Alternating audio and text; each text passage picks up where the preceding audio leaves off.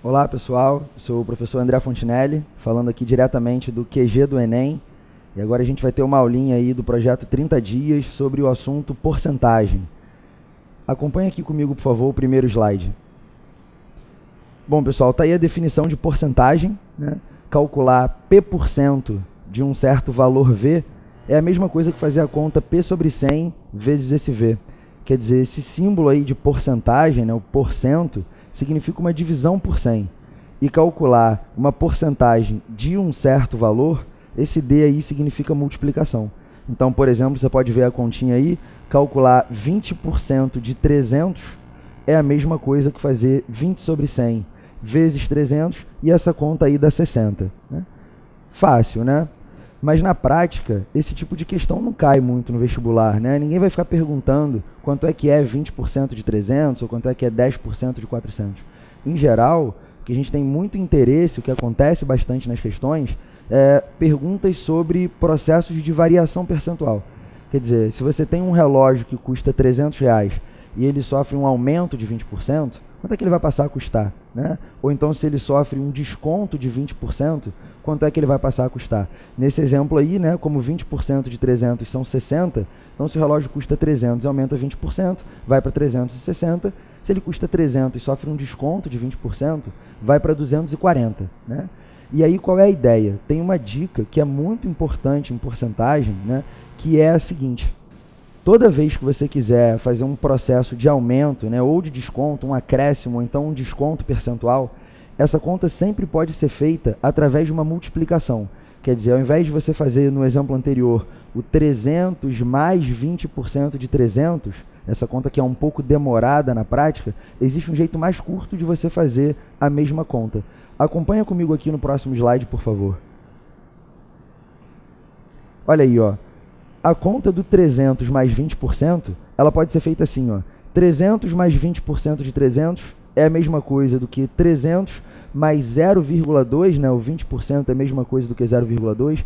E se você juntar isso daí colocando 300 em evidência, então você tem um 300 aqui mais 0,2, isso é a mesma coisa do que 1,2 vezes 300. Se você olhar para o começo e para o final da conta, então aumentar o 300 em 20% é a mesma coisa que multiplicar o 300 por 1,2. E da mesma forma, se fizer a conta 300 menos 20% de 300, isso dá o 300 menos 0,2 vezes ele, né? E aí juntando, você tem um 300 menos 0,2 vezes ele, é a mesma coisa que 0,8 vezes 300. Em outras palavras, né? Dá um desconto de 20% no preço, é a mesma coisa do que multiplicar por 0,8.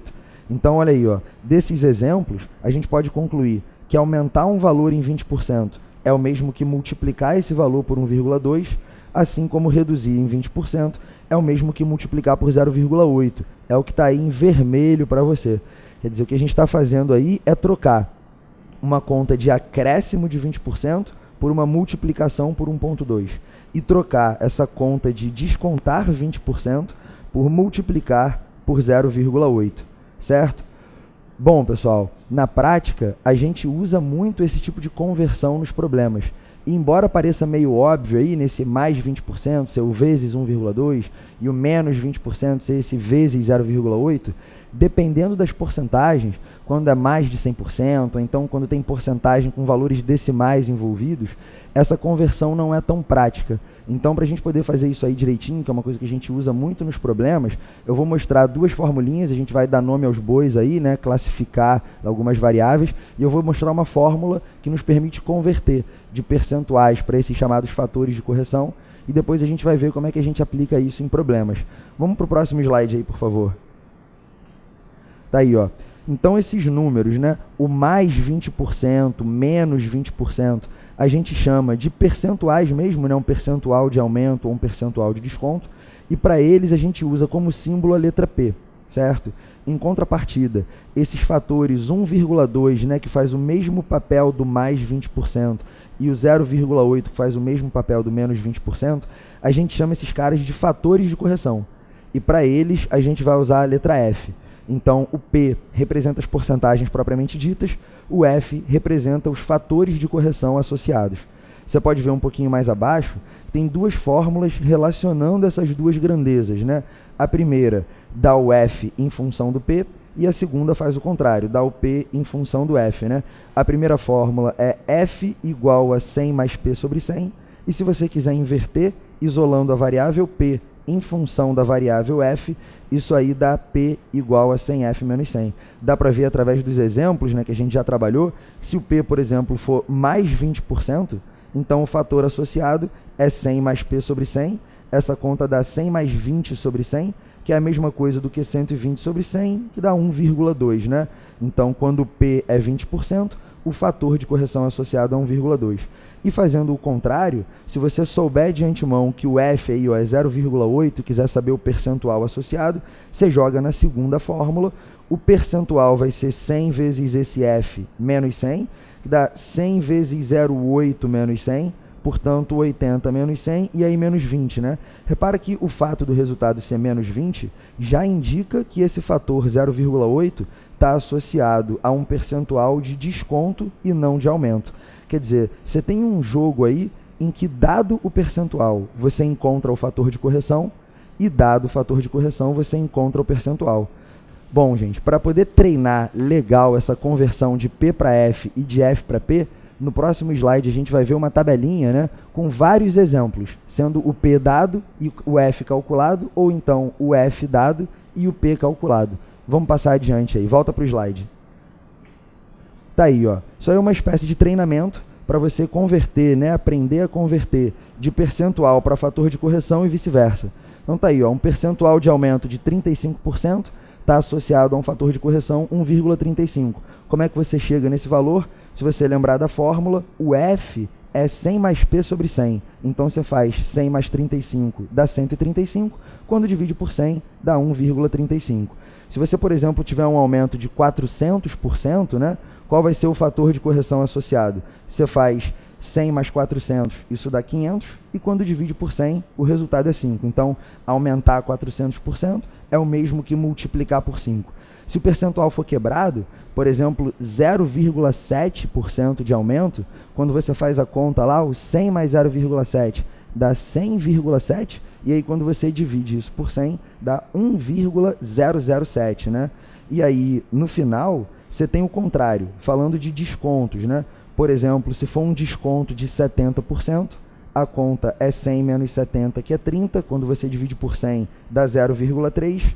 Se for um desconto de 98%, a conta é 100 menos 98, que dá 2. Quando divide por 100, dá 0,2. E dá para fazer o contrário também, né? Por exemplo, se você pegar o fator de correção 0,675 e quiser saber qual é o percentual de desconto associado, a conta é 100 vezes esse fator, portanto 67,5, e aí é isso menos 100. E aí o 67,5 menos 100 já dá o menos 32,5%, indicando, portanto, né, que se trata de um desconto, certo? Então essa é a ideia, né? A dica principal é trocar todos os acréscimos e descontos percentuais por contas de multiplicar. E a ideia agora, claro, né, é a gente ver isso aí sendo aplicado em um problema. Vamos aí para o próximo slide. Tá aí, ó. Em um jogo de videogame, o personagem pode comer 3 tipos de cogumelo. O verde aumenta a sua altura em 30%, o amarelo em 10% e o vermelho reduz a altura em 40%.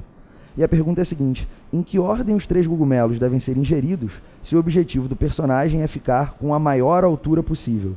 Respeitada essa ordem, a altura final do personagem será superior, igual ou inferior à sua altura inicial. Determine essa variação de altura em termos percentuais. Então, volta para cá. Então, você tem 3 cogumelos aí, né? Um deles aumenta a altura em 30%, o outro aumenta em 10%, o outro reduz em 40%. E a ideia, né, é que você tem que tentar escolher em que ordem o personagem tem que comer esses cogumelos, supondo que a intenção dele é ficar com a maior altura possível, né? Nessa hora, é comum o pessoal tentar especular, né, dizendo que é melhor comer o que cresce primeiro, depois para reduzir, ou então o contrário, é melhor reduzir primeiro para depois crescer. Mas, na verdade, galera, em qualquer ordem que o personagem comer esses cogumelos, a altura final dele vai ser a mesma. E a explicação está no próximo slide. Vem comigo aqui, ó. É o seguinte, pelo que a gente aprendeu, aumentar a altura do personagem em 30%, 10% ou então reduzir em 40%, essas contas podem ser feitas todas através de multiplicações. Aumentar em 30% é multiplicar por 1,3, aumentar em 10% é multiplicar por 1,1 e diminuir em 40% é multiplicar por 0,6. Significa que a cada cogumelo que o personagem come, a altura dele é multiplicada por um desses 3 fatores. E quando ele troca a ordem dos cogumelos, a única coisa que acontece é que você troca a ordem desses fatores. Mas trocando a ordem dos fatores, o produto não muda, né? Então, no final das contas, a altura dele é a mesma. Se você olhar a continha aí, a altura final do personagem é 1,3 vezes 1,1 vezes 0,6 vezes a altura inicial. O produto desses 3 fatores de correção aí dá 0,858. Então, no final das contas, o que aconteceu? A altura inicial do personagem ficou multiplicada por 0,858. Dá para a gente tirar 2 conclusões a partir daí, pessoal. A primeira é que a altura dele é menor do que a altura original, porque esse fator de correção aí é um número menor do que 1. Se você multiplica por 0, alguma coisa, significa que você está reduzindo. E em segundo lugar, né, é quantos por cento menor? Então a ideia é pegar esse fator de correção, que é o 0,858, e converter para um percentual propriamente dito.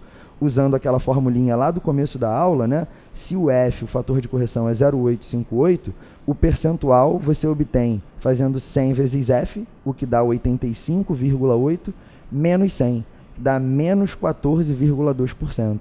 Então a resposta desse problema é: o personagem pode comer os cogumelos na ordem que ele quiser, que no final das contas a altura dele vai ficar 14,2% menor do que a altura inicial. Certo, pessoal? Então essa foi a nossa aulinha aí sobre porcentagem. Espero que vocês tenham aproveitado, né, a dica, espero que vocês possam aplicar isso em outros problemas. Deem uma olhada aí nas outras aulas do QG do Enem, né? A gente está recheado de aulas boas, gravadas por todos os professores da equipe. Aproveitem, um abraço e até a próxima.